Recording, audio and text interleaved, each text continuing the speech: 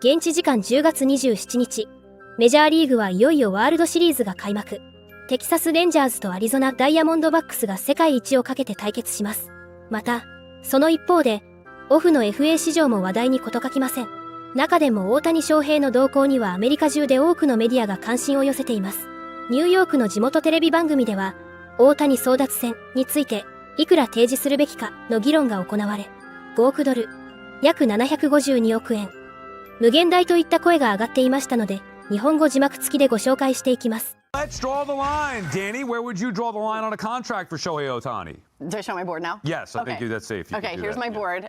Ooh, nice handwriting. Thank Spicy you. number there. Yeah. 10 years, 517. The 17, oh, sorry, over my face. The 17 is for his number, and the 10 years is obviously because, yeah, I think we should be a little personal here. 10 years because I want him to be in the organization for the rest of his career. If you look at what he's done as a pitcher and a hitter, I don't really care that he's not going to pitch next year. It's only 1 year. It's only 1 year. He has been the best DH the last 3 seasons, and it's not even close. Alone, I'd give him more money than Aaron Judge got for his contract, and then you look at kind of what did Garrett Cole get, what did Trey Turner get, right, in those numbers, and you average it together. I think he deserves $500 million, and I'm going to make it personal with the 17, and I want to keep him forever. Nice touch. Yeah, nice touch, that is a very nice touch, and that will be meaningful, too, seriously, to him. Here's my answer, if it's allowed.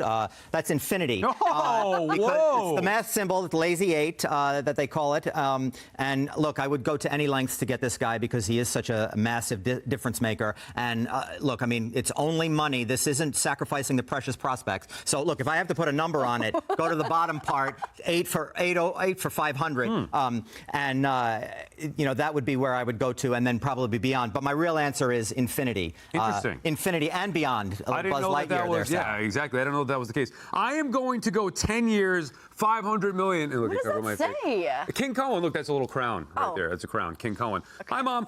10 years, $500 million. Look, I like that you went over the $500 million. I don't know if I could go that far. As much as I want But King Cohen can. But Cohen can. I know, and he will if he thinks that that's going to send him over the edge. He will. $500 million is a lot. When he comes back and pitches again in 25, he's worth the 500 plus. Yeah, absolutely. He's worth $50 million a year, no doubt about it. Well, So Verlander, he gave Verlander and Scherzer $43 million a year. They don't hit 40 bombs a year, too. Right, but think about what we're talking about. For a guy who's already out for next year pitching, yeah, look, I respect it, Dave. I give you credit. You went bolder than I would in that spot. I just feel like, me personally, I have to draw the line at $500 million. But, hey, I hope they get it. You're not getting Ohtani, I am. No, yeah, that's right. And plus, we could give him pizza in New York, which is always a selling point. また、エンゼルス番記者で大谷入団から1460日密着取材著者のジェフ・フレッチャー氏が、アメリカの番組に出演し、大谷がエンゼルスで残した功績を称えていましたので、こちらも日本語字幕付きでご紹介していきます。So Jeff, you have a book out called Showtime, which is all about Shohei Ohtani. Tell us a little bit about it for those who haven't read it just yet, and then also, how did you get started or wanted to write the novel? Well, it is basically the story of Shohei Ohtani's baseball career, starting when he was in Japan, growing up in high school, playing for the Fighters in Japan for 5 years, and then the whole process of coming to the major leagues and picking the Angels, and then the ups and downs of his first few years with the Angels, which a lot of people may have forgotten about because, you know, they knew that he showed up and he was great, and then he sort of disappeared for a little while because he was hurt and inconsistent, and then all of a sudden, in the 4th year, he was great again. But there was a lot that happened in years 1, 2, 3 that got him to year 4, and hopefully this book, you know, catches everybody up on all that missed all that. And the paperback version now has an update on year 5, which was 2022, and the WBC.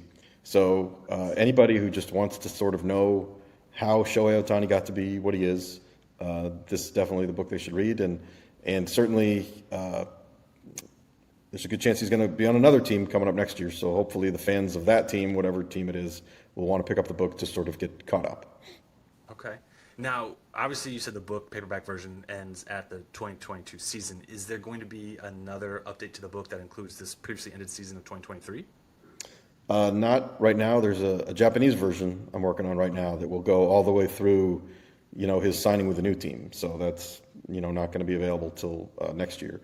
But as far as the English version goes, the most updated version is through the WBC. Okay, perfect. Was it a lot of fun, like talking with Shohei, obviously, and kind of getting to know him more and learning about his background and stuff, or was it just kind of like, man, this is a lot of work?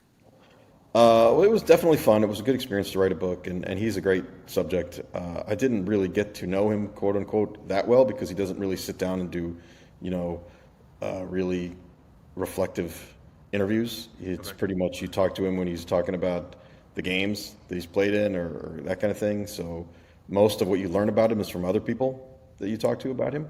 So, I do feel like I know more about him than 99% of other people, but that's still not nearly as much as I would like to know about him. Okay.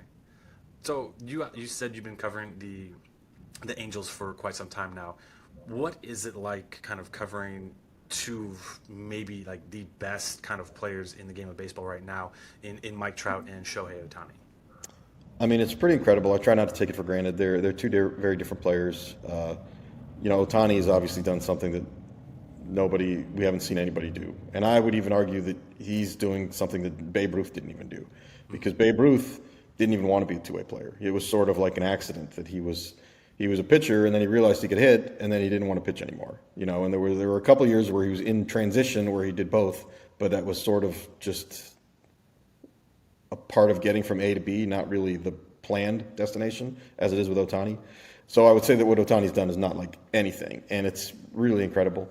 また、アメリカのポッドキャスト番組、ベースボールオンファンタスティックビューでは、メジャーリーグベースボールのアナリストを務めるティム・クルクジャン氏が、ベーブ・ルースと大谷を比較し、大谷の活躍について、MLB 史上最も注目すべき選手だと、最大の賛辞を送っていましたので、こちらもご紹介していきます。Okay. With you covering the game and you've seen obviously some of the greatest talents come through in more obviously modern time, Shohei Ohtani. I mean, we've seen variations of guys that are elite pitchers, elite hitters, but to see what he's doing, obviously he's going through his second Tommy John now, but seeing Shohei Ohtani be able to cover him, how does that work for you as a journalist that's covered this game so long? And we always say we may not ever see a Babe Ruth type, right? But now we're seeing that in the flesh. What are your thoughts about that? Well, I can't call him the greatest player of all time yet because Babe Ruth is the greatest hitter ever and still has more shutouts than Pedro Martinez. Think about that for a second. But Shohei is the most remarkable player that I've ever seen. That's the adjective you have to use because Babe Ruth didn't throw this hard. Babe Ruth didn't run quite like this. Babe Ruth didn't hit the ball as far as Shohei does. So to me, he's the most remarkable player I've ever seen. To do what he's doing in this era is absolutely breathtaking. これからも大谷の活躍から目が離せません。皆様からのコメントもお待ちしております。